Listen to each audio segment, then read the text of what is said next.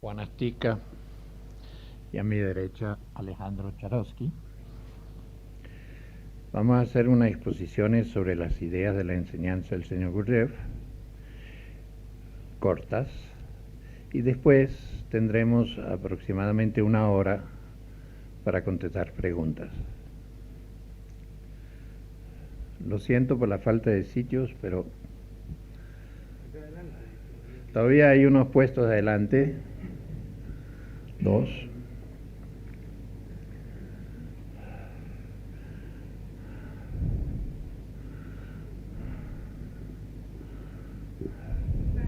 Allá hay más.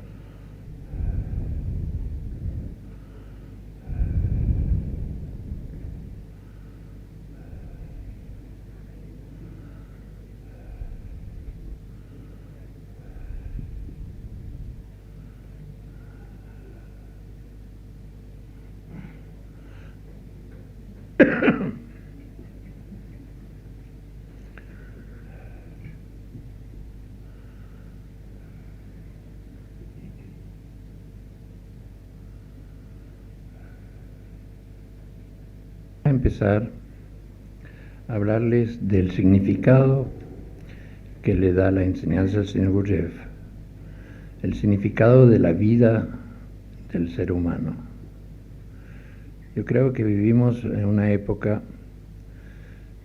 donde estamos muy ocupados, muy hasta agitados, con la necesidad de ganarnos la vida.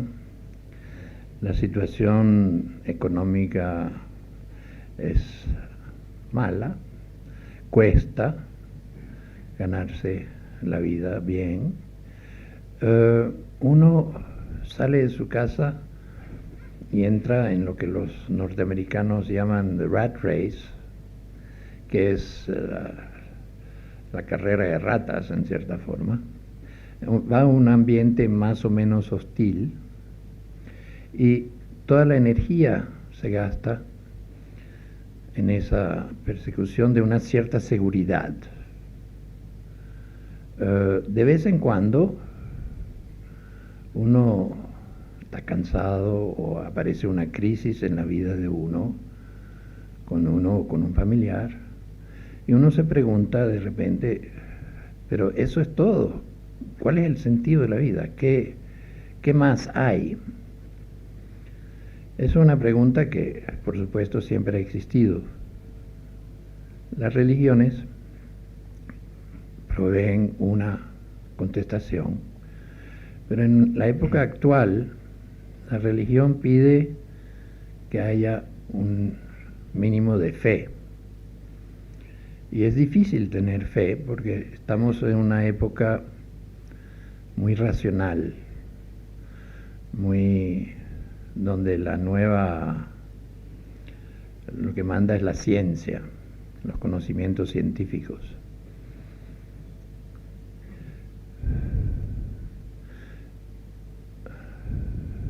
Ahora, la ciencia explica y describe el universo, y la posición del hombre en el universo no le da un significado especial. Es el universo creado por el Big Bang, una vez empezado todo continúa, se forman las galaxias, se forman los sistemas solares, se forma la Tierra, aparece la vida debido a las condiciones existentes, como por azar, por accidente o una forma inevitable, ya que las condiciones estaban dadas. La vida evoluciona a través de la selección natural, del darwinismo, y aparece un ser pensante, un ser con conciencia, que tiene la capacidad de preguntarse cuál es el significado de la vida. Pero la ciencia no le contesta, porque es como si todo ocurre. No hay una razón de ser. Si yo vivo en un universo que no tiene una razón de ser, si yo vivo en un universo accidental, entonces, ¿qué importancia puede tener tampoco mi vida? Es difícil concebirlo. El universo que describe el señor Gurdjieff es un universo muy complejo, muy difícil de resumir y de explicar, pero es un universo viviente y es un universo en el cual existen niveles, donde existen desde el absoluto, que es el nivel más alto, hasta la luna, que en su esquema es el nivel más bajo. Existen niveles que tienen que ver con la calidad de la energía presente. Es decir, que todo, él dice como Einstein, todo es energía. Energía y materia son transferibles una a otra. Pero hay energías más materializadas y energías menos materializadas. Y en eso él describe como niveles. A cada nivel, el juego de energías crea formas, crea lo que se puede ver. Pero las energías en sí no se pueden ver, no se pueden tampoco necesariamente medir. Como seres humanos podemos sentirlas, a veces algunas, y no necesariamente tampoco podemos diferenciar entre diferentes cualidades sin un entrenamiento. Ahora, en ese universo que describe el señor Gurdjieff, hay dos corrientes de energía básicas.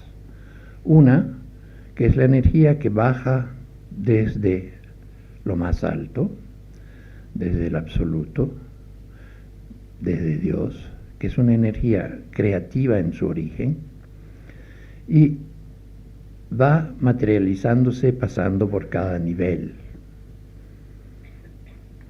va haciéndose más material, de menor cualidad. La otra es una energía que tiene que ir en dirección contraria, que empieza con una energía muy material, muy densa, y que se va afinando y va en la dirección contraria.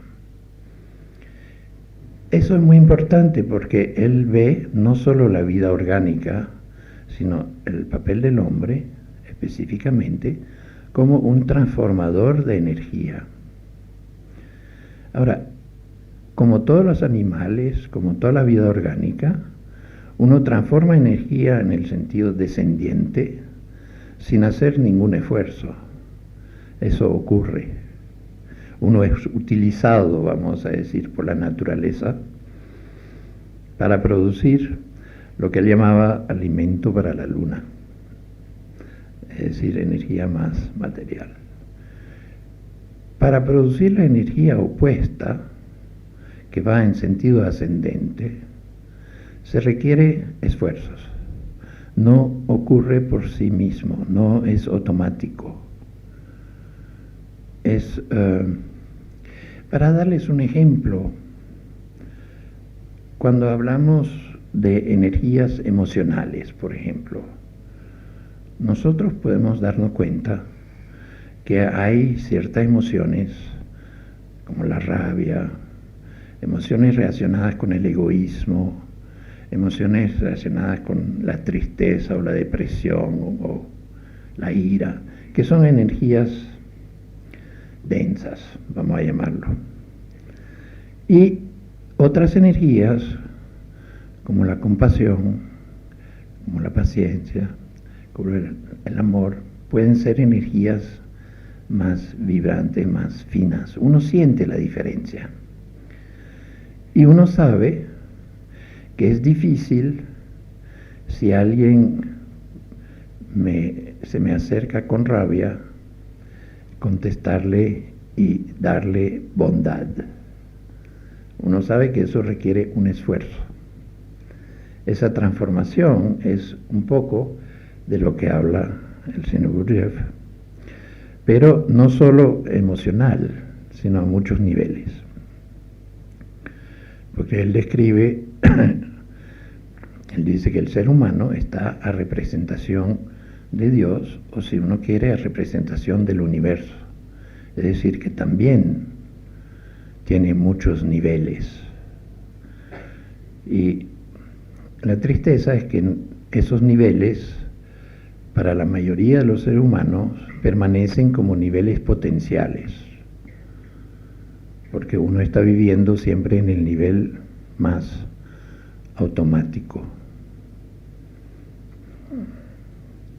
Ahí el señor Gurdjieff describe el hombre como una máquina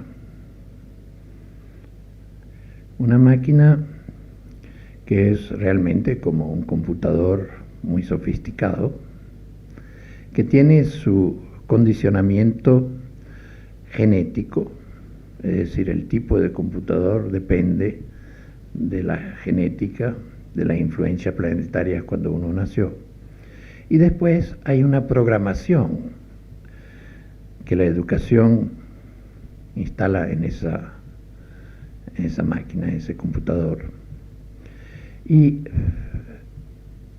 lo difícil es darse cuenta hasta qué punto estamos programados. Es darse cuenta hasta qué punto todas nuestras reacciones, todas nuestras creencias, todas nuestras acciones son reacciones programadas a lo que ocurre dentro de nosotros o fuera de nosotros. Como no es siempre evidente, porque la programación puede ser desde la pequeña infancia y respondo ahora de una cierta forma, no me doy cuenta que no puedo responder de otra manera. Y eso, el darse cuenta de la mecanicidad, del automatismo de la mayor parte de mis reacciones, es necesario para empezar a buscar cambiar, porque no es necesariamente, uno no necesariamente tiene que quedar siendo una máquina.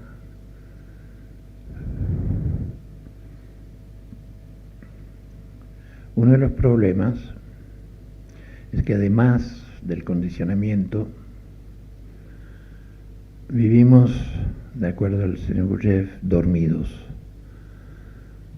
Es decir, que lo que llamamos estar despiertos, lo que llamamos estar conscientes, es en realidad un estado de sueño.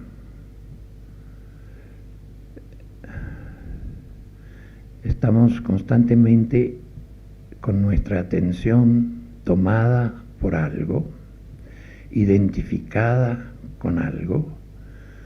Constantemente nos olvidamos de nosotros mismos. Es muy difícil, requiere un aprendizaje el desarrollar una atención con la cual yo puedo a la vez estar atento a lo de afuera, responder a lo de afuera y a la vez permanecer atento a lo que pasa dentro de mí. Y sin embargo, si no me doy cuenta, no estoy plenamente vivo, no estoy despierto.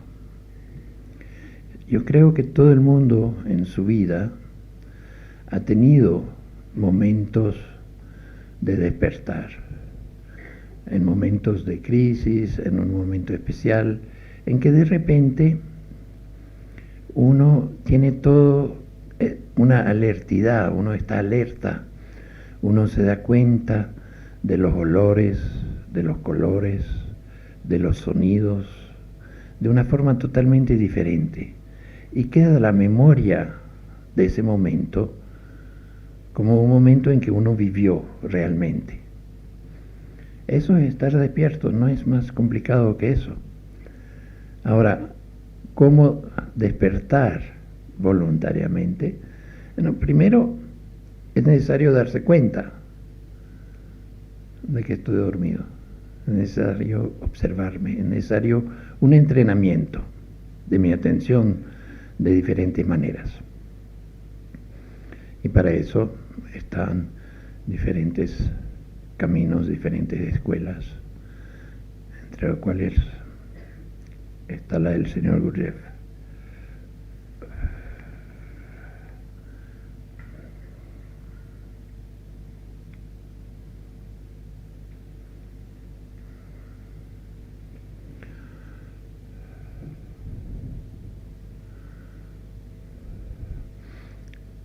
Él aporta un mensaje de optimismo en el sentido de que es posible cambiar, es posible crecer, es posible no solamente desarrollar mi saber, sino desarrollar mi ser.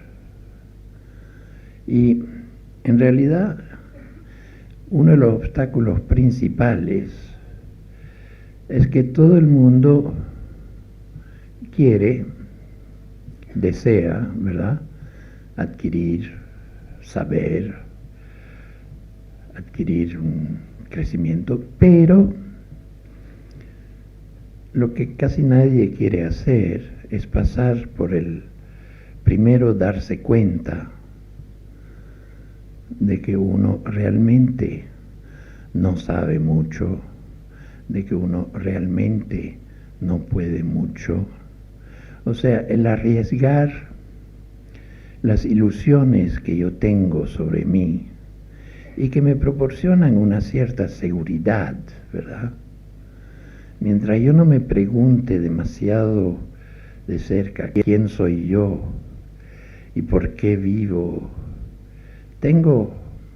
vivo como si lo supiera. El empezar a preguntarse de esa manera desequilibra, hace caer ilusiones, y son poca la gente que está dispuesta a arriesgarse de esa manera. Eso es la razón principal por la cual una búsqueda espiritual nunca será una búsqueda para todo el mundo. Además, para decir verdad, hay gente que está muy satisfecha con su vida. Y los felicito. Yo quisiera a veces haber quedado satisfecho en algún punto, porque buscar no es fácil.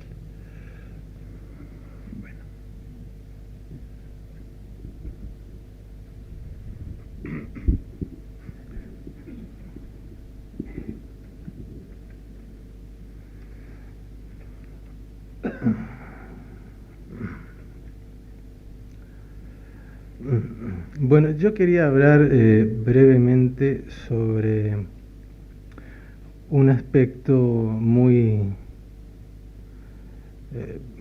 acotado, muy concreto respecto del trabajo, que tiene que ver con la dificultad que experimentamos todos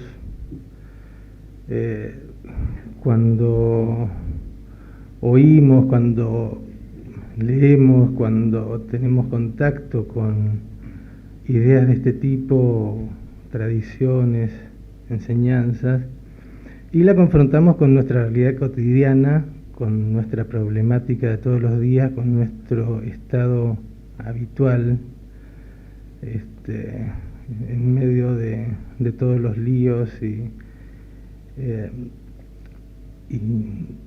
avatares de la vida.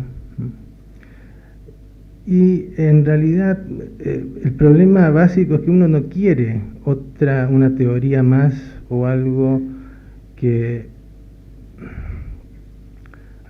frío, algo que no tenga una conexión con algo vital, porque en realidad los problemas que tenemos los sentimos vitalmente, los sentimos como seres humanos sintientes, seres humanos llenos de conflictos, y el interés acerca de una enseñanza de alguna manera es un interés en algo que tenga una razón más vital, más vivificante, que pueda realmente de alguna manera responder a algo que adentro de uno siente que puede ser posible.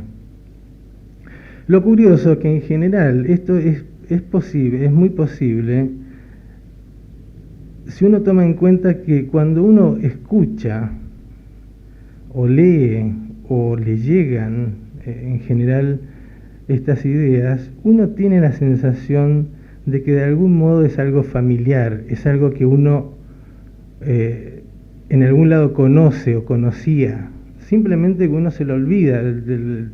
El transcurso de la vida uno lo desvía permanentemente de esto y uno dice, ¿cómo puedo de alguna manera volver a conectarme con esto que siento desde algún lado, ¿no? Como decía Olivier, en la vida, por suerte, aunque a veces no nos parece tan agradable, nos regala momentos, ya sea por desgracias o a veces también por momentos de plenitud, ¿no? No solo las desgracias nos hacen recordarnos a nosotros mismos, hay momentos de mucha plenitud auténtica en la que uno siente que todo esto que uno de alguna manera conoce teóricamente, uno lo puede de alguna manera comenzar a vivir, que uno puede resonar con algo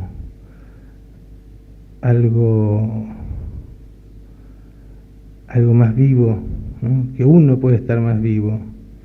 Ahora, aquí en realidad, ¿qué función podría cumplir un trabajo o una enseñanza en términos prácticos hablando de este tema? Es que en realidad, si nosotros nos dejamos llevar por esos regalos, por esos momentos esporádicos y azarosos, y que curiosamente son momentos que todos podemos, si revisamos en nuestro interior, quizás son los momentos que dejan los datos más fuertes de nuestra vida. En general, si uno hace un recuerdo de su vida, tal vez esos son los momentos que constituyen verdaderos hitos. Y de alguna manera uno necesita que estos hitos, si es que siente la necesidad, que estos momentos se puedan producir más frecuentemente. Y en realidad un trabajo, una enseñanza, básicamente necesita generar condiciones prácticas, ¿no? Una suerte de laboratorio, una suerte de posibilidad para poder realizar estas experiencias de una manera, por decirlo así, más voluntaria, ir voluntariamente a buscar situaciones que alimenten este deseo, ¿no? Ahora, a mí siempre me llamó la atención, no sé cuántos de ustedes conocen la gran obra de Gurdjieff, que es Belzebub, ¿no? La gran saga que escribió, ¿no? Que curiosamente, antes de comenzar con toda la narración de toda la conformación del universo, todo su despliegue del conocimiento acerca del universo y del hombre, comienza con un capítulo de introducción que se llama El despertar del pensar, en la cual además hace una serie de advertencias en la cual no es necesario abrir todo el libro, ¿no? Si uno en ese primer capítulo se desilusiona completamente. Y de alguna manera siempre me pareció curioso que en este despertar del pensar que él plantea, es un despertar del pensar en absoluto racional, en absoluto un pensar mental al cual nosotros estamos acostumbrados a llamar pensar, ¿no? Él habla de un pensar que para nosotros es muy difícil de concebir, que es un pensar mucho más orgánico, que tiene que ver más con el desarrollo de una conciencia. Es más, vincula muchísimas muchísimas formas de acceder al conocimiento a través de hechos muy cotidianos, muy simples. Y ahí es donde a mí siempre me llamó la atención de cómo a través de la cotidianidad, del trabajo en las cosas pequeñas, en los detalles más simples que uno normalmente descarta, ahí existe una gran posibilidad para comenzar esta famosa experimentación que uno, si no, siempre siente como una distancia, una lejanía hacia todas estas ideas, ¿no?, de enorme magnitud. Y de alguna manera esta cercanía hacia lo práctico, hacia lo pequeño, aquello que nos está aconteciendo todo el tiempo, ¿no?, desde venir acá un día de lluvia difícil, que yo cuando venía para acá creí que no iba a poder llegar, que se iba a inundar todo el Libertador, qué sé yo. Todos esos momentos, ¿no?, son momentos realmente donde está la posibilidad de percibir lo que es, lo que de alguna manera todos estamos buscando. Y en realidad acá a mí me surge en este momento una de las cosas tal vez más evidentes, partiendo de este punto de vista, ¿no?, de nosotros, personas de alguna manera alejadas a esta posibilidad de realización, ¿no?, que muchas veces uno ve que sería posible, ¿no?, a través de una enseñanza, que una de las primeras cosas que uno nota es el estado de desbalance en el cual uno vive habitualmente, ¿no? Como se decía recién, ¿no?, este famoso máquina orgánica que uno le llama yo, ¿no?, que es muy difícil realmente percibirse como eso. No es sencillo admitir y darse cuenta de que uno es un organismo extraño con una serie de pulsiones, de inquietudes, de necesidades, ¿sí?, que normalmente vive en un estado de fragmentación bastante particular. Lo que es posible a través de una determinada práctica es ver cómo esta máquina normalmente desbalanceada, según tipos, ¿no?, según características, según la educación, según la manera en que está constituida, es posible en una primera instancia intentar que se balancee, ¿no? Y una máquina balanceada recibe otro tipo de influencias y es permeable a otro tipo de influencias. No me refiero a un balance psicológico, como normalmente como se habla de una persona equilibrada, sino que más bien un balance funcional, un balance más orgánico, ¿no?, que se puede ver, por ejemplo, cuando uno es exageradamente llevado por necesidades del cuerpo, o cuando está absolutamente tomado, por ejemplo, con pensamientos, o cuando una emoción muy fuerte uno lo lleva y uno puede sentir literalmente la fragmentación. Y a su vez es posible sentir que podría haber un sentir más completo, más entero como ser humano. Y bueno, un poco de esto se trata, en una suerte de laboratorio de trabajo que es necesario de alguna manera generar para que algo se produzca. Alejandro.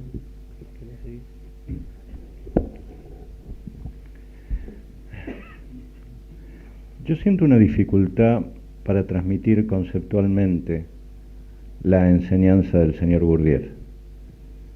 Lo que puedo transmitir es más cercano a un sentir, a un sentimiento, que a un concepto intelectual.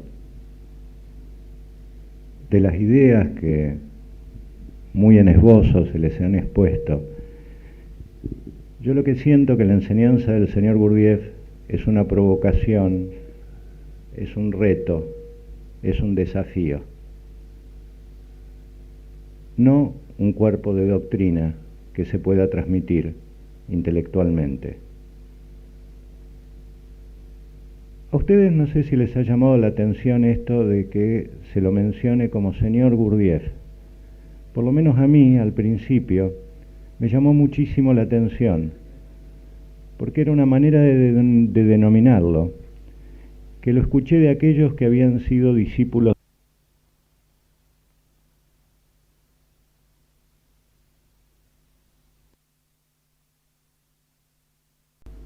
Yo pertenezco a una generación que se expresó tal vez en una de sus formas en mayo del 68, una generación iconoclasta, que cuando terminamos ese proceso de derribar los íconos de lo establecido, lo que yo encontré y lo que mucha gente de mi generación encontró es que habíamos perdido el significado.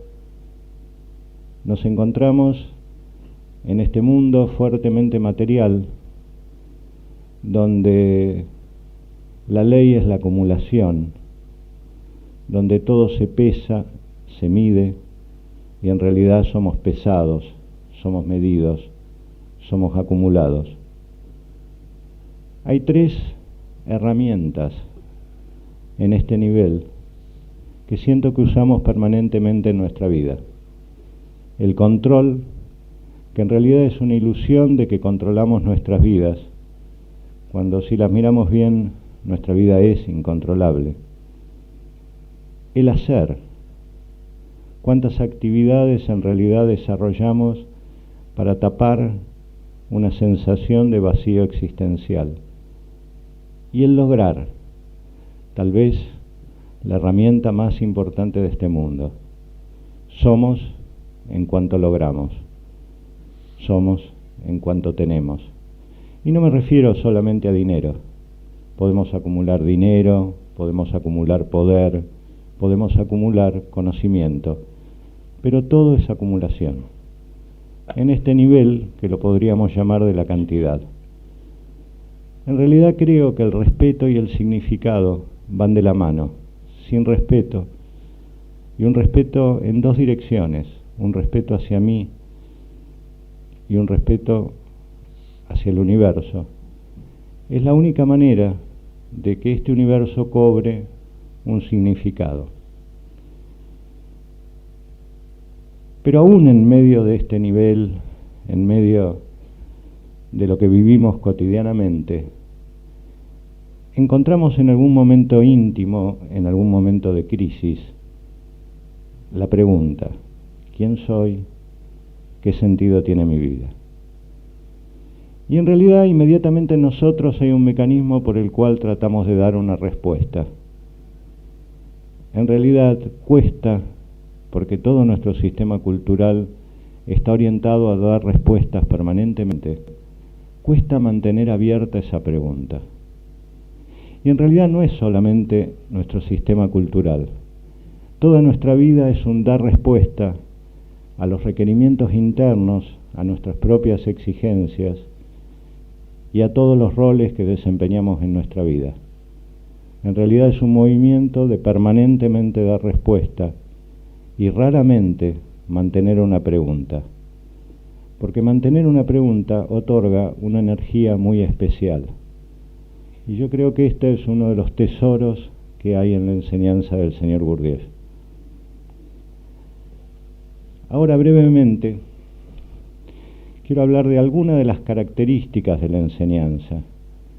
El señor Gurdjieff decía que esta es una escuela del cuarto camino y que la característica es que aparece y desaparece históricamente.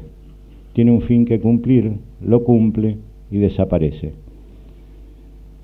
A contrario sensu de la mayoría de nuestras instituciones, lo institucional en nuestro trabajo no tiene tanta relevancia. En realidad no busca crear una institución que se perpetúe en el tiempo. Y a veces la propia institución es contraria al trabajo interior. También lo podemos ver como una búsqueda de la verdad. Pero ¿cuál verdad? Una verdad para mí mismo, una verdad que yo pueda validar desde un acto de comprensión.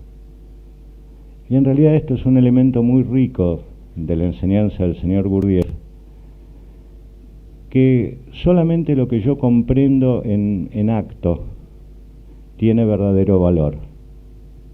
No una comprensión intelectual, sino aquello que yo puedo validar a través de mi propia experiencia. Por eso decía, no crean en nada de lo que yo digo. Otra característica de este trabajo es que no hay ni dogmas ni ritos, no hay transmisiones de cuerpos doctrinarios, ni siquiera hay verdades muy firmemente establecidas, aunque sí hay ideas, y esas ideas tienen una energía muy especial que han permitido que se transmita a través del tiempo. No es una escuela de filosofía. En realidad, solo lo que interesa es una práctica. Solo en esa práctica se puede abrir mi comprensión, no en sostener o explicar una idea filosófica. La meditación es una parte de nuestra enseñanza, pero la meditación en tanto se vivifica con el acto. En tanto el silencio de la meditación permite llegar a una comprensión que se abre en el acto. Y para terminar este breve esbozo, yo quiero leerles un pequeño poema, de René Daumal, que creo que explica a la perfección lo que es este trabajo.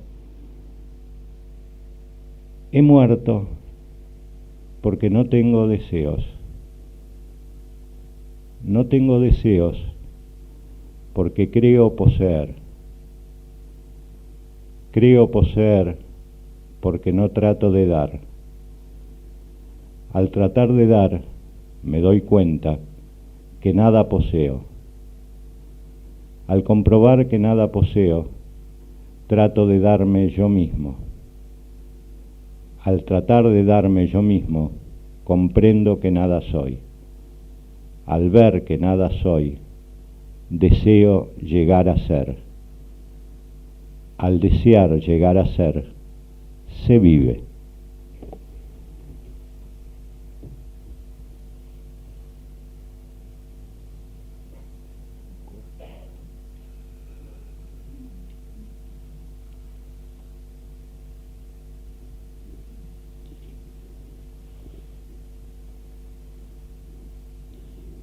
Ahora vamos a tratar de contestar las preguntas que ustedes puedan tener. Hay unos micrófonos inalámbricos. ¿Quién los tiene?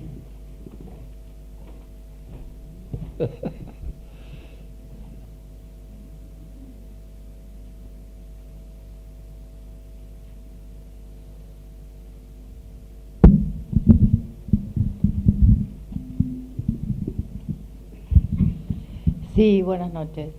La razón entonces, como empezó esta exposición del ser, sería llegar a ser, como terminó su poema. Es una pregunta.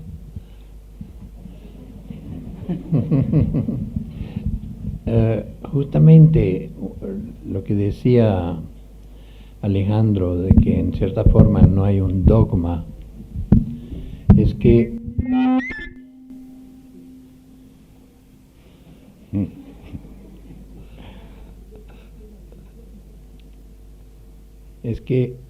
no hay, el trabajo no da, no dice, el significado de la vida es este. Y si usted no persigue ese significado, usted está errado.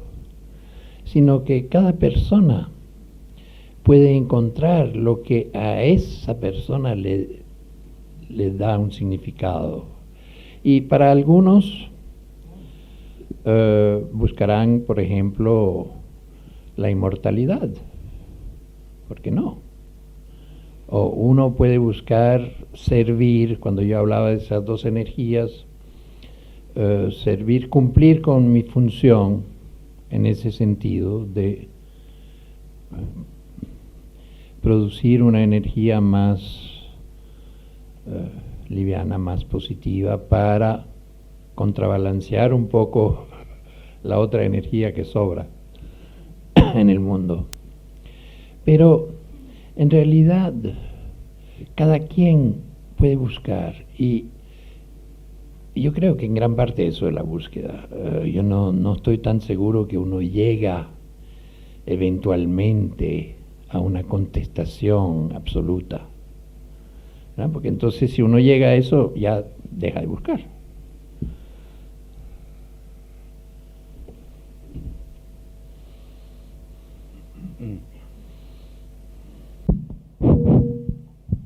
Buenas noches.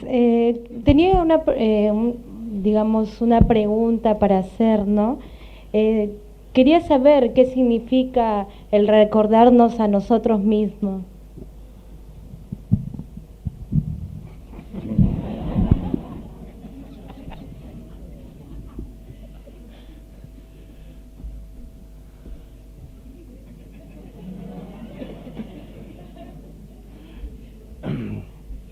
Es difícil responder esto cuando uno está olvidado de uno.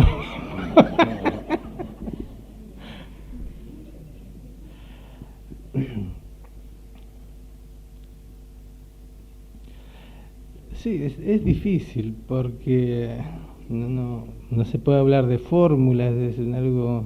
¿Quién preguntó que no?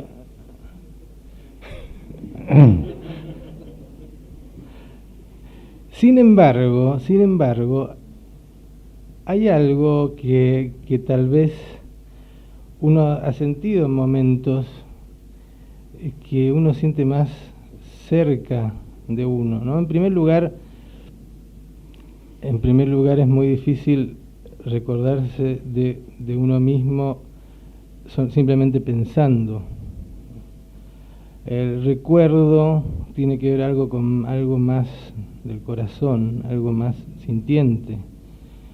Y sentirse a uno es algo que uno puede hacer en este mismo momento, sin que necesariamente llamemos hasta recuerdo, pero uno puede sentirse en la manera que pueda.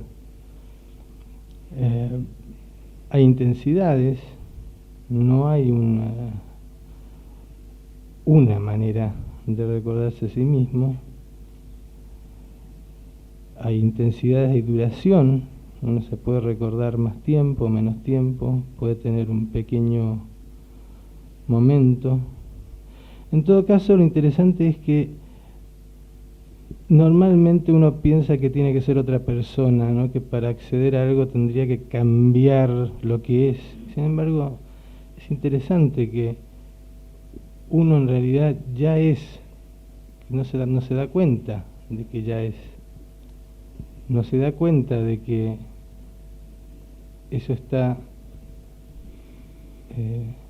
ya está acá. Todos ustedes están sentados y están ahí. Y esa es una punta de comienzo de acercarse a esta idea.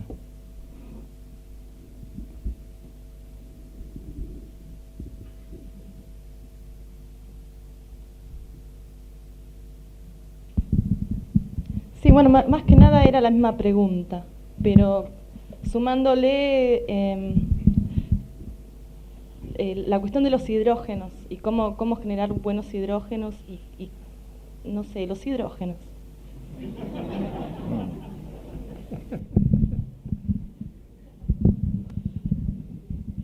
En realidad la tabla de hidrógenos que aparece en el libro de fragmentos de Uspensky es bastante compleja y no voy a tratar de explicarla.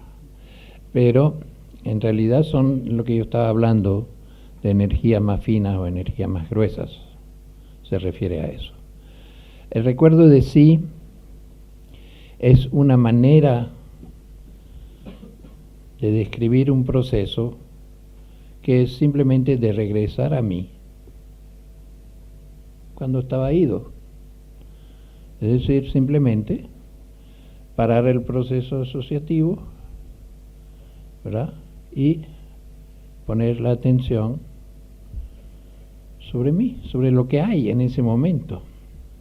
Eso en sí no tiene que ver con niveles de conciencia. Cuando uno se recuerda, cuando me recuerdo de mí, puede ser que en ese momento hay una posibilidad de despertar. Y de despertar, el despertar también puede ser a diferentes niveles. Puedo despertar a mi ser ordinario y me doy cuenta de lo que está ocurriendo. O puedo despertar a algo un poquito de otro nivel, en el cual siento algo más profundo, vamos a decir, o más amplio. Pero esas son experiencias que hay que tener cuidado de... son experiencias que son prácticas y que el hablarlo, en cierta forma, las trivializa, hace creer nuestra cabeza, nuestra mente lógica, asociativa, es sumamente engreída, cree que puede comprenderlo todo, sin pasar por la experiencia. Si me lo explican bien, lo comprenderé. Y pues no, la comprensión no se puede transmitir. Un saber puede ser transmitido, pero muchas veces el saber algo se transforma en un obstáculo para descubrir una verdad. Entonces, por eso no podemos dar tanto, por eso la verdadera enseñanza no está en los libros, es transmitida en la práctica por alguien que la ha recibido también, no por, si no, todo podría ponerse en los libros, bastaría con leerlo. Muy buenas noches. Quería saber si esta escuela tiene fines o objetivos, una enseñanza determinada, o uno mediante sus objetivos puede utilizar esta enseñanza para llegar a su fin.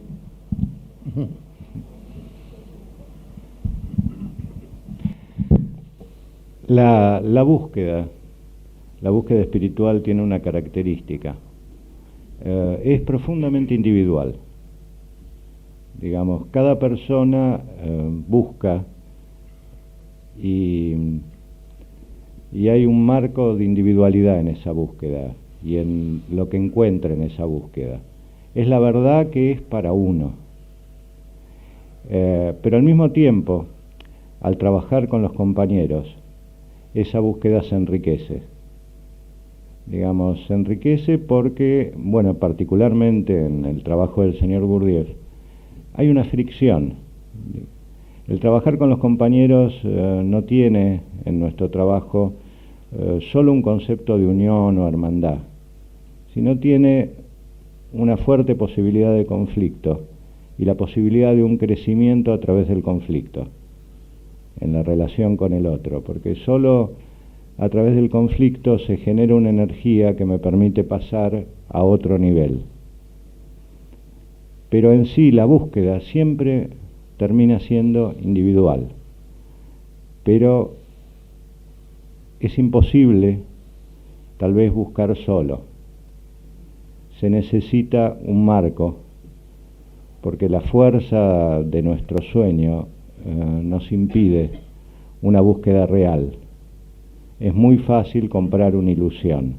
Nuestra cabeza permanentemente nos presenta en la búsqueda ilusiones de logros, de resultados, de llegar a ciertos estados.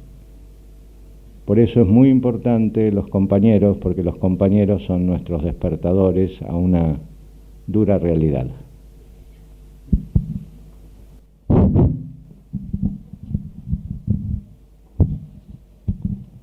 Hola. Bueno, quería saber yo qué tipo de ejercicios son los que plantea la escuela y si estos ejercicios son directamente tomados de la enseñanza de Gurdjieff o si son adaptados o propuestos por la gente de acá, digamos. No, es buena la pregunta. Sí, no, los ejercicios que se utilizan en la escuela son dados en la escuela. Es decir, no hay una lista de ellos que esté disponible. Cuando uno pasa a ser miembro de un grupo, le dan unas tareas, unas propuestas cada semana para buscar, para hacer durante sus días de la semana, y después se regresa y se habla de lo que se vio y de lo que se comprendió. Es necesario no solo los compañeros, es necesario también que haya alguien que guíe el proceso, porque la dificultad es que muchas veces en una búsqueda seria, en una búsqueda interior, lo que necesito hacer es justamente lo que yo no quiero hacer. Entonces, si fuera por mí, si yo busco solamente lo que yo quiero, nunca voy a descubrir en realidad lo que busco. Entonces se necesita un guía. Sí, tiene que ser una persona que ha pasado también por una escuela, porque el lado práctico no se transmite sino dentro del marco de la escuela. Y aquí es así. En Argentina todos los que están de frente o los que tienen responsabilidades de guiar son porque han recibido antes por alguien que a su vez ha recibido de otra persona.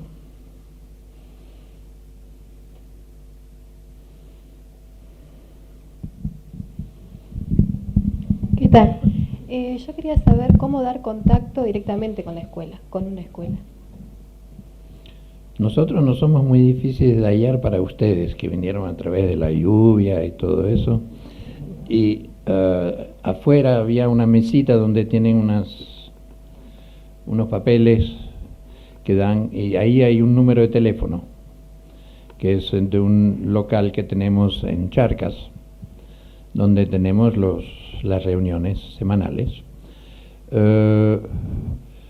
Hay un procedimiento, es decir, uno llama, toman su nombre, su dirección, su número de teléfono, y vuelven a llamarle para decirle cuándo tiene una entrevista. Después de la entrevista, según la entrevista, entonces se puede empezar en un grupo. El próximo grupo empezará, las próximas reuniones para gente nueva empezarán en marzo. Dará tiempo para que haya entrevistas en medio, porque si no...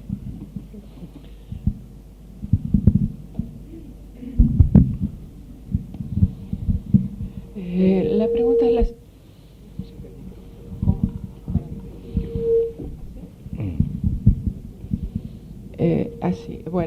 la pregunta es la siguiente. Supongamos que pertenezco a una escuela y hay un grupo. ¿Cuál es mi grado de dependencia del guía? El señor Gurdjieff decía de no creer nada de lo que él decía. Entonces, ningún guía que siga este camino puede decirle a usted, no, a mí sí me tiene que seguir. No, es sentido común. Por un lado, uno tiene que comprobar por sí mismo si lo que me dicen es válido para mí. Por otro lado, sí tengo que aceptar a veces condiciones que no son las que a mí me gustarían, pero que están puestas ahí por una cierta razón, que a lo mejor no conozco. Tengo por otro lado, a veces, si me piden de hacer algo, y el guía me lo explica y me dice, te toca hacer esto, por ejemplo, a Juan le toca dar una conferencia, pues tiene que hacerlo. ¿verdad? Y siempre queda la alternativa de salirse, de irse del trabajo. Y en realidad, cuando uno trata de diferenciar un camino genuino de uno que es realmente peligroso, es que los caminos peligrosos hacen muy fácil la entrada a ellos, pero tratan de retener a la gente, es muy difícil salirse. Aquí nosotros no tenemos problemas si alguien se quiere ir. Si alguien no tolera las condiciones, no comprende o ya llegó a un punto donde no está interesado más, bueno, es totalmente libre y eso no quiere decir que no sigamos siendo amigos.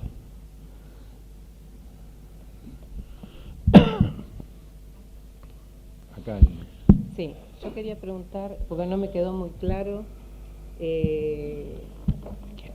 no me quedó muy claro cuál es el concepto filosófico de verdad en el cual se sostienen. Es decir, filosófico de verdad como coherencia, verdad como aletheia, como develamiento. Es decir, esta pregunta se la hago al señor que habló de la verdad, ¿no? ¿Quién habló de la verdad? ¿Cómo se llama? Cherevsky, señor Cherevsky. ¿Verdad? Es decir, no me quedó claro si se trata de la verdad como coherencia, como correspondencia, o si se trata de la verdad como aletheia, como develamiento. Yo creo que la verdad, en el sentido de nuestro trabajo, es aquello que a través de mi práctica pueda descubrir que es verdadero para mí, que yo pueda validar a través de mi experiencia. No es una verdad filosófica, no es un concepto. A través de una práctica puedo ver que yo estoy construido de cierta manera, que a lo mejor sin la práctica yo no me daba cuenta. Y entonces, a partir del momento en que yo en mi práctica lo veo, puedo decir esto es cierto. En realidad el señor Gurdjieff pedía que sus ideas no se repitieran hasta que uno no las comprendiera en la práctica, que solo la comprensión en la práctica podía validar la repetición de una idea, porque ya entonces era propia.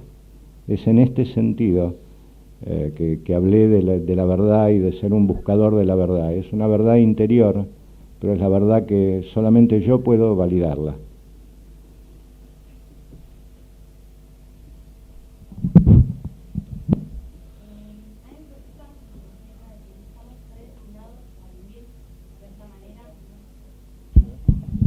Si estamos predestinados a vivir de cierta manera más allá del sentido que uno lo busque para su vida. O sea, no sé, explico. A esta pregunta, el señor Gurdjieff tenía una contestación bastante simple. Decía que un ser humano, un hombre o una mujer, puede y de hecho tiene un destino, pero que una máquina no. Una máquina vive bajo la ley del accidente, lo que él llama, ¿verdad? Y en cierta forma, quizás buscar un significado para mi vida es buscar simplemente cumplir con mi destino, es decir, cumplir con la razón por la cual vine al mundo, aún sin saber necesariamente exactamente de qué se trata, pero vine por lo menos para vivir esta vida. El problema es que nosotros nos quejamos de nuestra vida, ¿verdad? En lugar de tratar de vivirla plenamente, es como si nos gustaría que nos hubieran dado otra, o si como estamos viviéndolo practicando, pero no, ¿para qué? ¿Verdad? Entonces sí, puede haber un destino, y hay, de hecho, cada quien tiene su destino, pero no necesariamente cumple con él, porque para eso hay que salir un poco del automatismo que interfiere.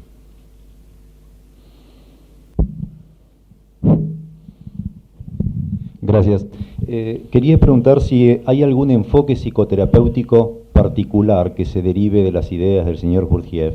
Me refiero si desde la psicología humanística o transpersonal se encaran las ideas de Gurdjieff en una práctica psicoterapéutica. Ninguno de los tres aquí somos psicoterapeutas, entonces no sabemos. No es... las ideas de Gurdjieff han tenido mucha influencia en muchos campos. Y estoy seguro que hay terapeutas que utilizan o que se refieren a esas ideas, pero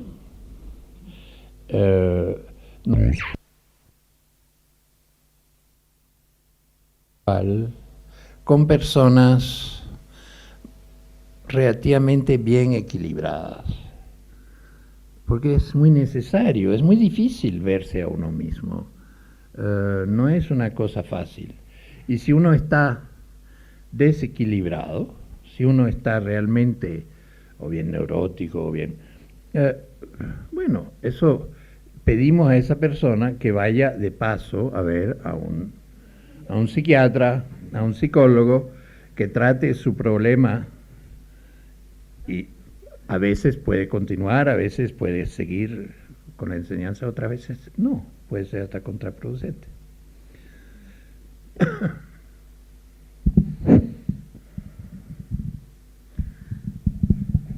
Yo me llamo Susana y me definiría como una persona básicamente curiosa.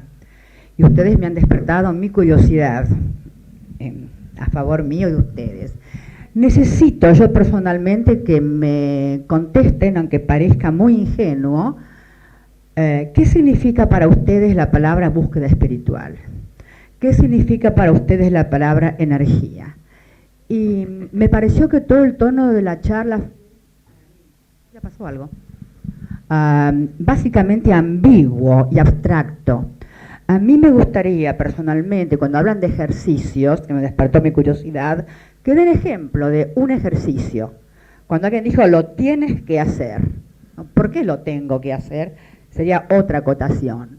Y me da la sensación que uno tiene que hacer cosas a pesar de uno, que no le gustan. Esto supongo que tiene una finalidad. Me gustaría saber cuál es. Bueno, por ahora es suficiente. Gracias.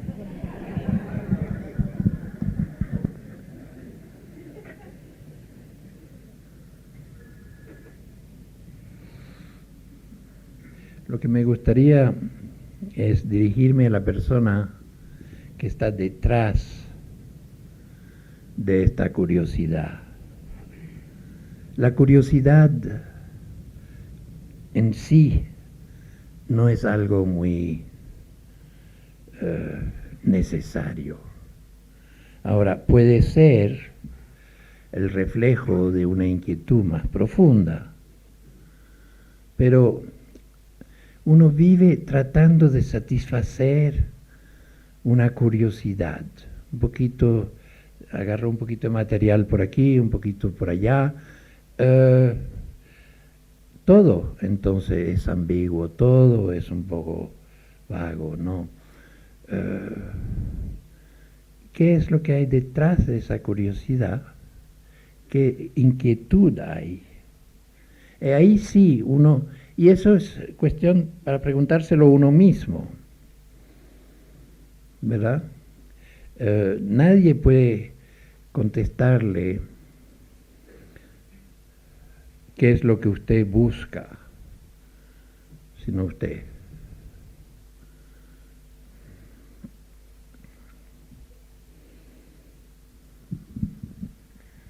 Buenas noches. Volviendo a la pregunta que se hizo anteriormente sobre el destino, en base a la respuesta a mí me queda claro que hay un destino y que ese destino lo podemos llevar a cabo únicamente si es que conseguimos ese famoso darse cuenta, porque esa información llegaría supraconscientemente, energéticamente. Si estamos en nuestra faceta robotizada, vivimos sin darnos cuenta, o sea, no estamos llevando el carril de nuestro destino. ¿Es correcto? ¿Entendí bien? En parte sí, porque es más complejo todavía. En realidad,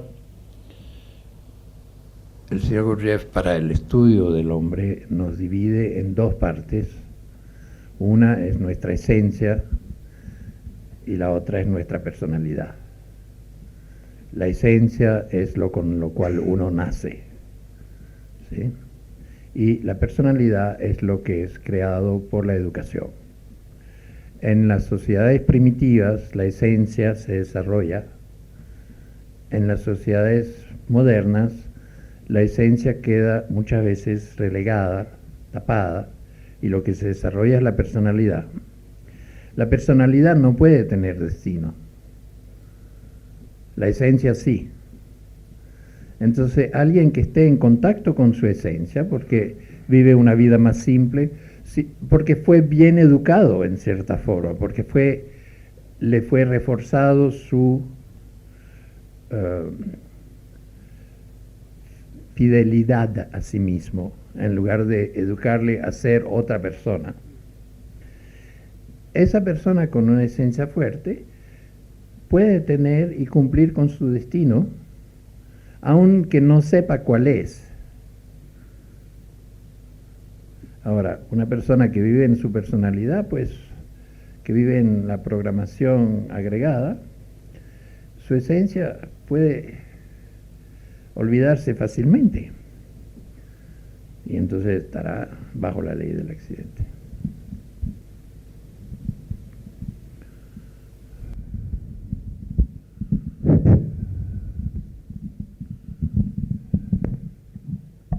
En teoría es hasta posible darse cuenta de cuál es el destino de uno y cambiarlo. Buenas noches, mi nombre es Graciela y quisiera volver al tema del recordarse a sí mismo, pero me gustaría conocer la opinión del señor que está a de la izquierda, porque a los otros dos ya los escuché y quisiera ver si hay... No, el señor de acá. Si existe dentro de la experiencia de Gurdjieff ejemplos cotidianos que se acerquen a los nuestros y de dónde partiríamos, ya que no tenemos que creer en nada de lo que nos dicen. Hace años yo hice la misma pregunta a una de las personas que dirige este trabajo. Me miró como con sorpresa y me dijo, es algo muy sencillo, tú te recuerdas. Sí, pero ¿qué significa recordarse si en los libros hace referencia a que es estar presente? Es un estar consciente permanentemente. ¿Qué valor tiene el recordarse a sí mismo? Quisiera entenderlo un poquito más. Creo que el problema no pasa por entender. Tal vez toda nuestra modalidad, lo que hemos aprendido en la escuela y demás, es a buscar una comprensión de tipo intelectual. Recordarse a sí mismo es un acto, y es un acto propio. Cuando uno se recuerda a sí mismo, uno sabe. Por lo menos lo que puede llegar a saber es que antes no se recordaba, que antes estaba en el olvido. Entendido. Muchas gracias.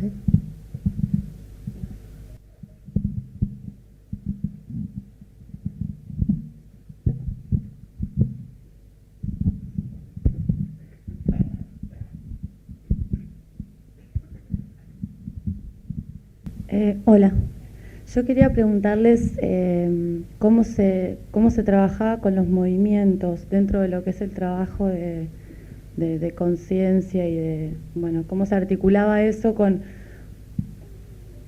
o sea, si bien entiendo que a partir del cuerpo también hay un ocuparse, o sea, no sé, me pregunto si son movimientos repetitivos que no sé, que favorezcan a ese crecimiento, o bueno, ya me pregunto sobre eso.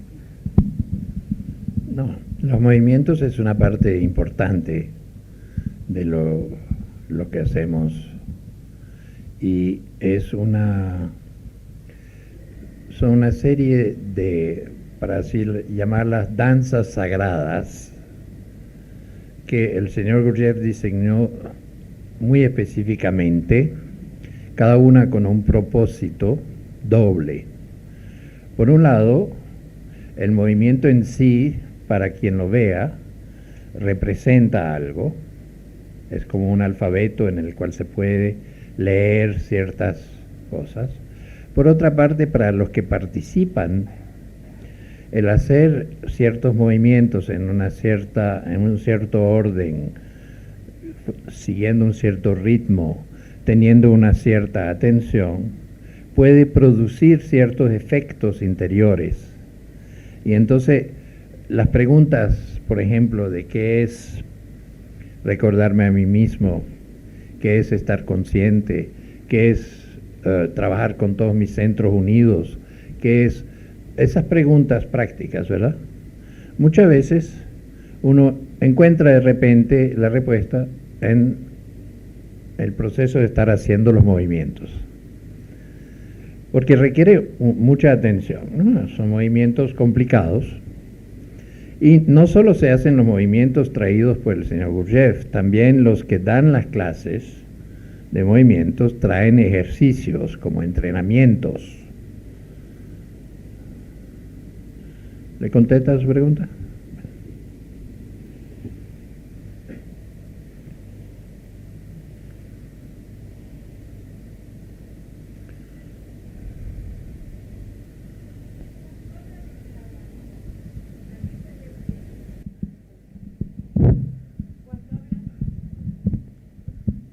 Cuando habla de trabajo, ¿a qué se refiere? Perdón, pero es una manera que tenemos nosotros de llamar a este camino, al cuarto camino. Para simplificar, le decimos el trabajo, porque la verdad es que cuesta trabajo. Y en realidad, al trabajo lo llamamos así porque hay una cosa muy fuerte que dice el señor Gurdjieff en el libro de Belcebú. Cuando le preguntan ¿y qué es lo que el hombre podría hacer? Y en realidad no hay muchas alternativas. Él dice para cumplir con su razón de ser, uno debe hacer esfuerzos conscientes y pasar por sufrimiento voluntario. El sufrimiento voluntario, en cierta forma, es verse, es también aceptar las manifestaciones de otros hacia uno, aunque no sean las que uno desearía. Hay muchas formas de aceptar reglas, por ejemplo, es un sufrimiento. Uno no quiere. Entonces, es un trabajo. Eso no es lo que uno haría en una forma reactiva ordinaria. Cuesta.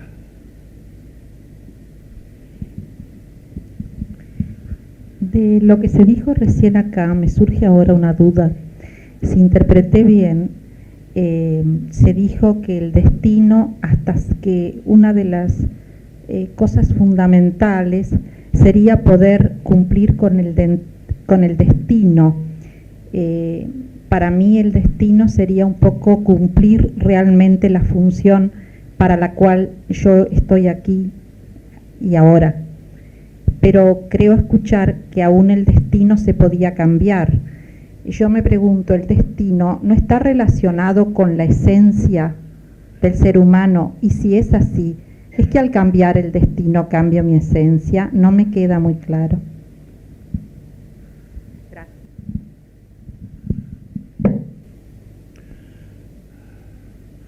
Bueno, en realidad ahí yo no creo que ninguno de los tres le puede contestar. Eso es una cosa que dijo el señor Gurdjieff, que si se llegaba a un cierto punto, uno aún podía cambiar su destino si ese destino a uno no le gustaba. Yo no he llegado ahí, entonces no sé. Yo estoy todavía con usted tratando de cumplir simplemente con el mío. Hola, buenas noches. Yo quería hacer una pregunta. Llegué acá por invitación y realmente no sé nada acerca de la escuela, pero sí estoy interesada en aprender a quererme últimamente y hace un año. Y el trabajo de conocerme me lleva mucho tiempo, pero lo que quiero preguntar es si esta escuela me ayudaría, que normalmente lo que yo me cuestiono es lo siguiente: lo que a mí me gusta no es lo que a mí me conviene, o lo que le conviene a mi esencia. Y yo quisiera saber si puedo convertir aquello que si alguna vez a través de una escuela o de algo yo puedo llegar a querer o me puede llegar a gustar lo que me conviene, que sería la forma de aprender a quererme un poquito más.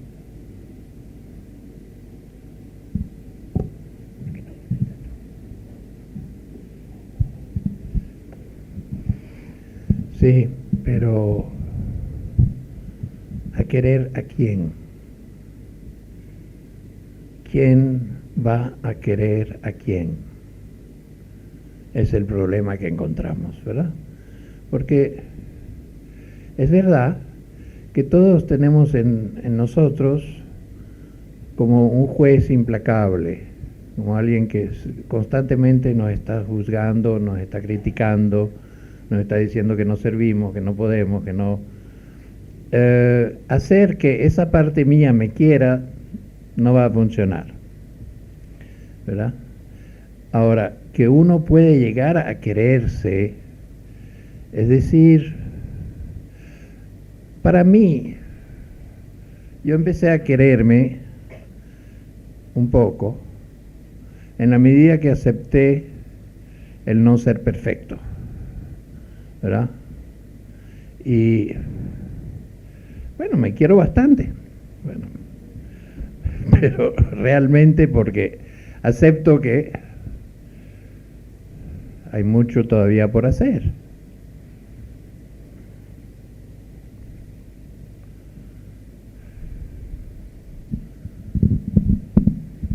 Gracias.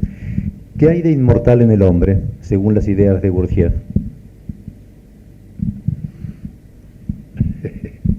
Eso era una cosa que siempre era difícil de clarificar cuando uno hablaba con él, de esclarecer, porque él no quería poner el énfasis sobre la inmortalidad, aunque decía sí que un hombre puede, de hecho, hacerse inmortal, que puede desarrollar un cuerpo astral, que puede desarrollar un cuerpo mental, que son inmortales a nivel de la ordinario, pero son mortales a otros niveles en otro espacio de tiempo. Sin embargo, él habla siempre de la enfermedad del mañana, de que nosotros siempre posponemos las cosas desagradables, el trabajo, lo posponemos para mañana. Entonces, si empezamos a creernos inmortales o a creer que vamos a reencarnarnos, a tener una reencarnación, vamos a posponer todo para la próxima vida. Por lo tanto, en cierta forma, él decía, es en esta vida, es ahora que hay que trabajar. Y lo que ocurrirá después, bueno, por lo menos uno habrá vivido, ¿verdad?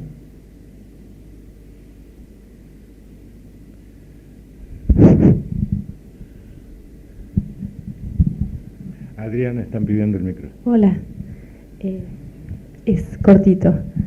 Yo quería saber en qué se basan para afirmar que lo que me gusta no es lo que me conviene.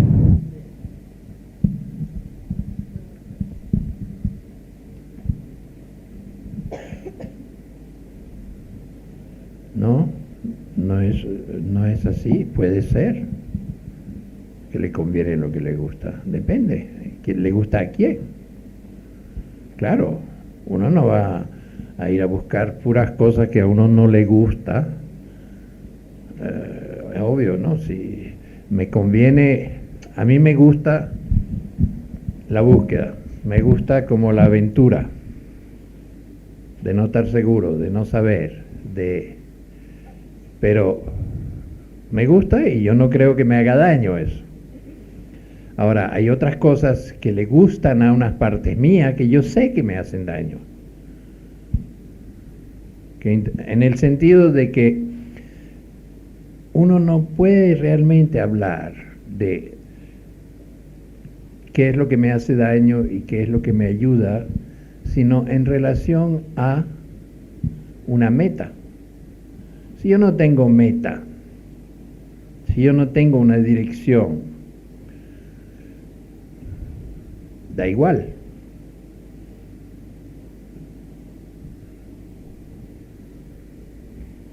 Yo quisiera agregar con un ejemplo práctico. Si miramos las relaciones humanas, en realidad cuando estoy con alguien que no me gusta, tengo una posibilidad de superar la sensación de desagrado. En ese sentido, hacer lo que no me gusta, estar con alguien que no me gusta, muchas veces me representa una oportunidad que no tengo cuando estoy con alguien que me gusta. Hay como una posibilidad de crecimiento, una posibilidad de salir de la reacción que mecánicamente me producen ciertas personas, dado que toda nuestra conducta está basada en simpatías y antipatías. Y esas simpatías y antipatías son también una forma de esclavitud.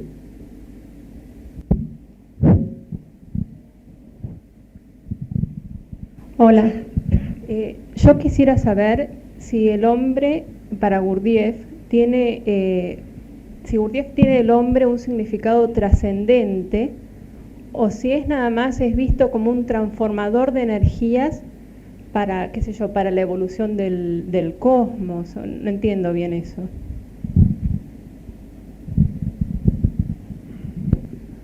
Bueno, en realidad eso en realidad es bastante trascendente. ¿Sí? Uno ve que el hombre puede participar de una orquesta enorme que tú le llamas el cosmos, ¿no? Como un transmisor de energías, realmente no es poca cosa. Lo difícil es darse cuenta de que se participa de esa orquesta o de esa gran... Normalmente uno no se da cuenta, entonces la función, bueno, se cumple de todas maneras. Y ahí uno pierde en realidad una posibilidad de saber realmente para qué está viviendo.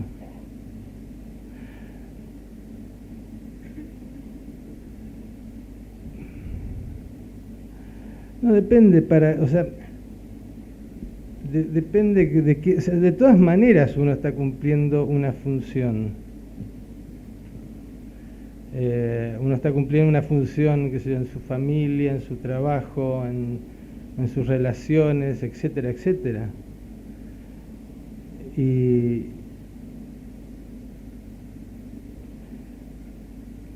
yo no veo algo despectivo en cumplir una función. Depende cuál es la función que cumplo.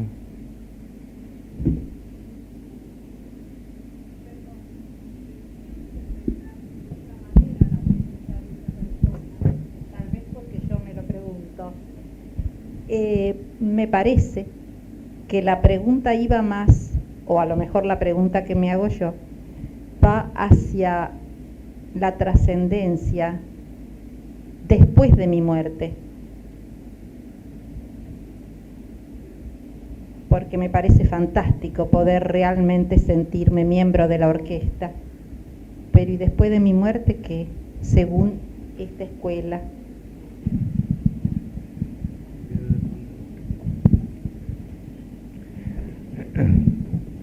Creo que nosotros, digamos que las ideas de Gurdjieff miran más la trascendencia en función de nuestra vida que en función de nuestra muerte. O sea, cómo hacer verdaderamente trascendente este momento mío. En general, en este mundo donde todo se banaliza, solamente una práctica, solamente una experiencia puede convertir en trascendente este momento, Entonces creo, por lo menos lo siento más productivo para mí, el preguntarme cómo puedo hacer trascendente cada momento de mi vida. Y siguiendo con la misma pregunta casi, y también retomando la pregunta de la inmortalidad, yo no quiero disentir con el señor Gurdjieff, ni muchísimo menos, pero ¿qué tal si al tener conciencia de que nuestra vida o nuestro ser no es simplemente este momento, sino que viene de más allá y sigue en un camino de evolución, al tener conciencia de eso, no es que dejamos para después, al contrario, actuamos a más conciencia para después, que sea todo, digamos, volviendo a lo que es la energía, hacerla más liviana. Si trabajamos desde hoy, nuestra energía del futuro va a ser cada vez más liviana, ¿no?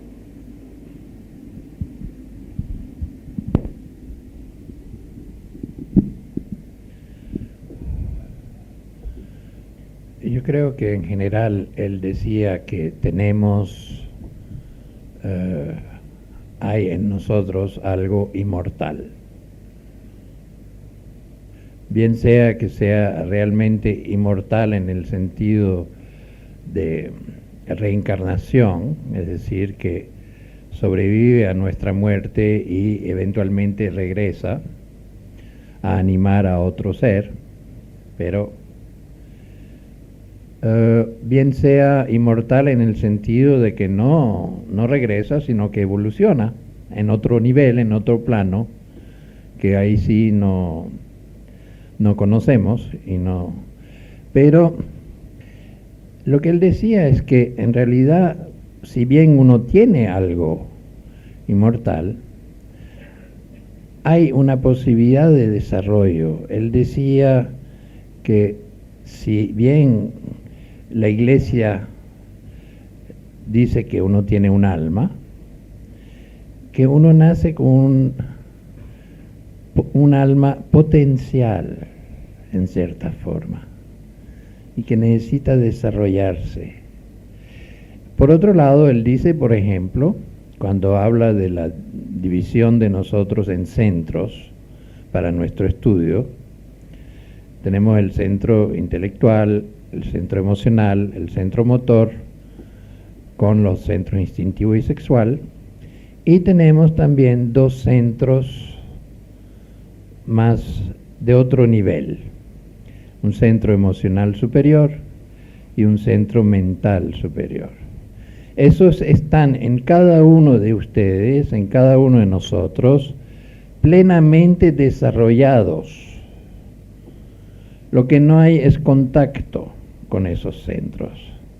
Nosotros vivimos en los centros inferiores y no hemos desarrollado la capacidad de relacionarnos con, para decirlo así, con lo sagrado en nosotros, que sí existe.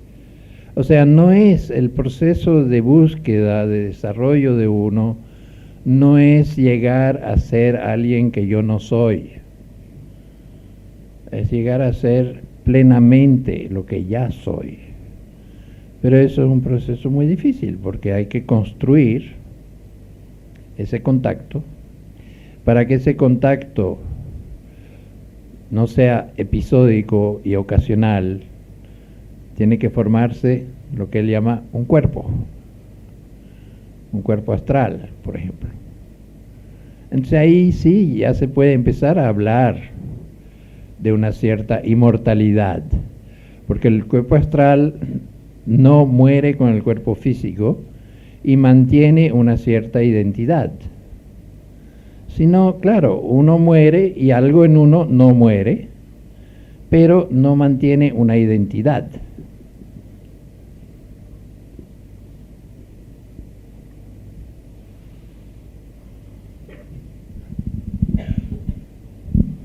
Buenas noches. Escuché varias veces la palabra búsqueda y alguna vez pregunté en la meditación qué era lo que había que buscar. La respuesta que obtuve fue: no hay nada que buscar porque no hay nada que encontrar. ¿Cuál es su opinión al respecto?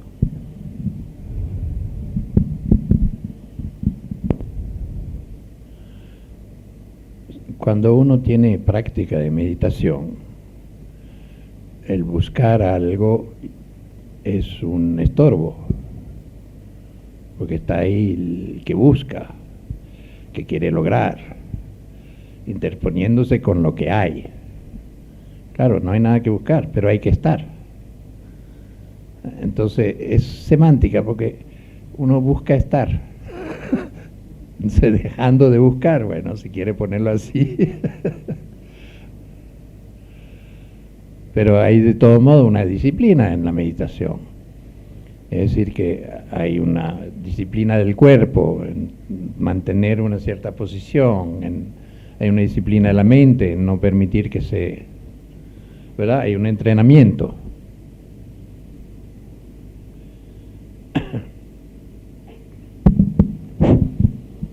Una preguntita. Yo es la primera vez que vengo. Yo quisiera saber qué es ser, qué es hacer y qué es estar.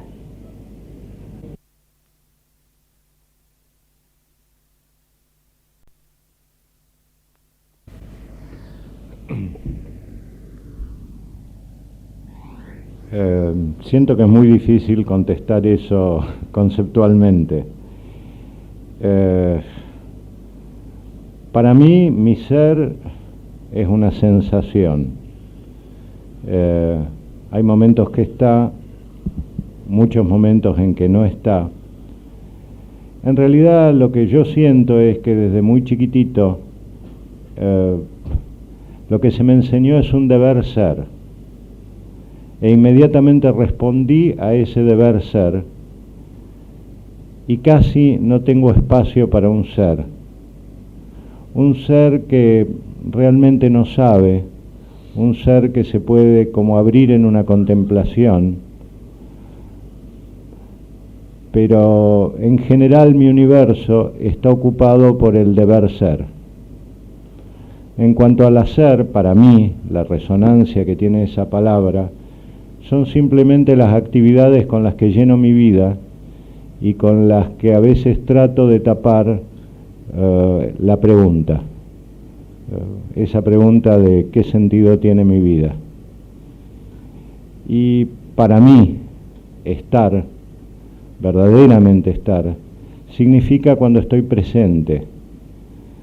Para mí estar presente es realmente salir como del olvido, poder estar con mi cuerpo, con mis emociones y con mi mente unido en un acto. Y en general eso es muy difícil, es realmente como algo episódico, cuando los tres elementos confluyen en acto.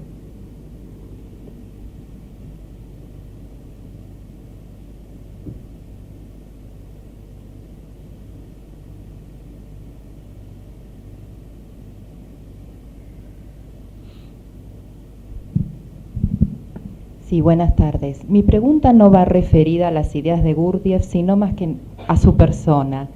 ¿Cómo era él?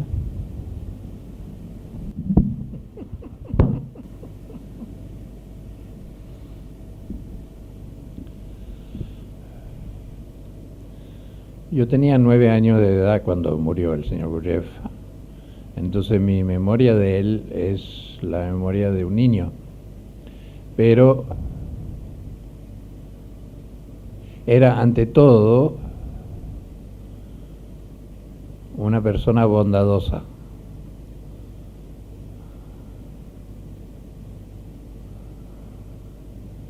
Y realmente eso era la impresión más fuerte.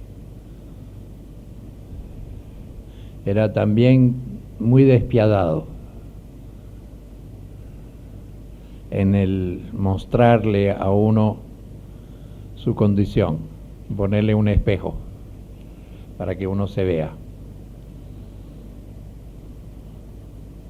Y mucha gente no podía tolerarlo porque era de gran intensidad.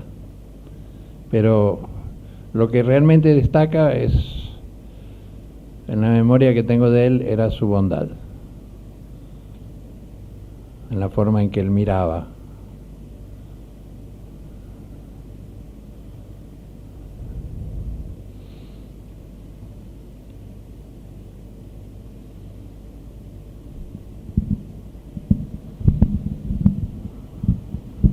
¿Llegar a ser lo que uno es se refiere a aceptarse a sí mismo o a otra cosa?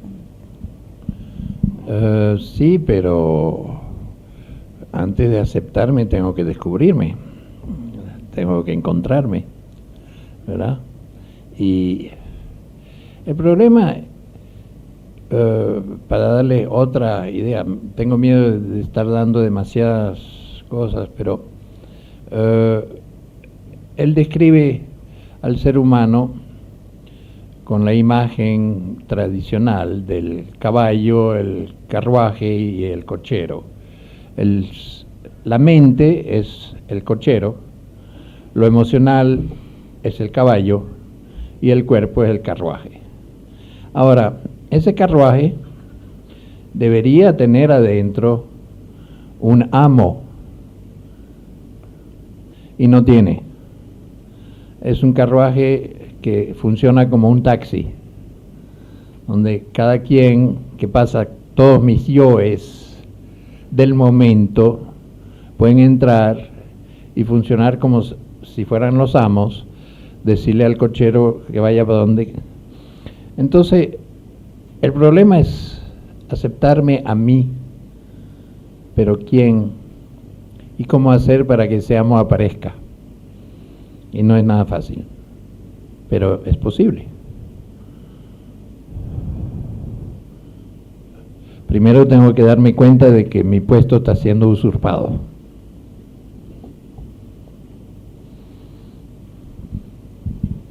Buenas noches. Volviendo a Monsieur Gurdjieff, ¿de qué manera, con su corta edad, usted percibía que había un amo en él? ¿Que había? Un amo en él.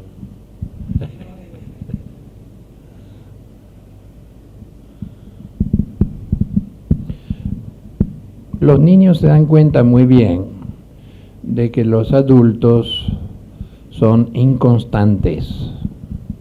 Eso es lo que le quita seguridad realmente a los niños.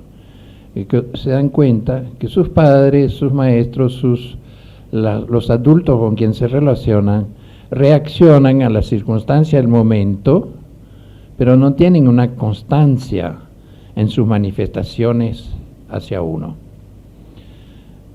El señor Gurdjieff era constante. Eso es lo que le puedo decir. Yo no me decía que si él tenía un amo o no, pero era obvio que él tenía algo que yo me parecía deseable.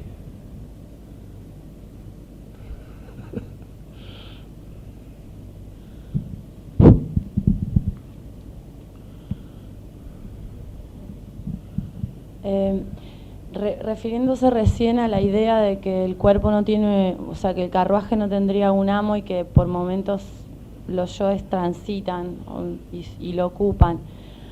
O sea, cómo en el desarrollo de uno mismo, digamos, en el tomar esa conciencia, cómo ese amo único, digamos, a qué responde si yo estoy combinada por un montón de yos, o sea, cómo me doy cuenta de eso. No sé si... Sí, la otra descripción que él da es que uno es como una casa donde hay muchos criados, muchos sirvientes, y justamente el amo está de vacaciones. Y los sirvientes, los criados, hacen lo que les da la gana, hacen lo que les gusta. No se ocupan de su labor. La cocinera está en el jardín, el jardinero está cocinando, etcétera, ¿no? Y en realidad, él dice que el darse cuenta un poco de que uno expresa esos yoes accidentales, entonces es suficiente que uno de esos yoes se dé cuenta, uno un poco más responsable, que podría fungir de mayordomo podría poner un poco de orden y empezar a preparar las cosas para el regreso del amo. Porque el problema hoy es que a lo mejor por momentos el amo aparece, pero nadie lo reconoce. Nadie se da cuenta que es el amo, entonces es como uno entre otros, y eso no puede ser.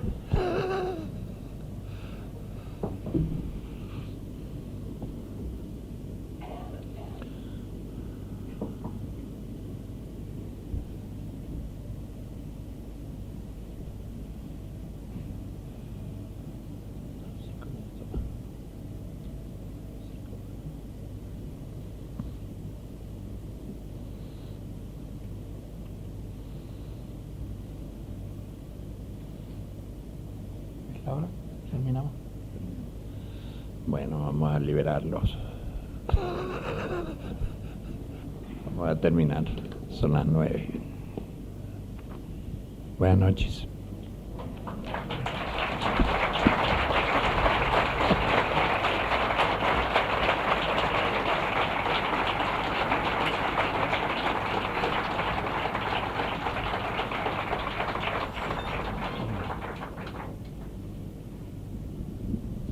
Y de nuevo, pido disculpas por lo de la falta de sillas y de puestos. No lo organizamos bien.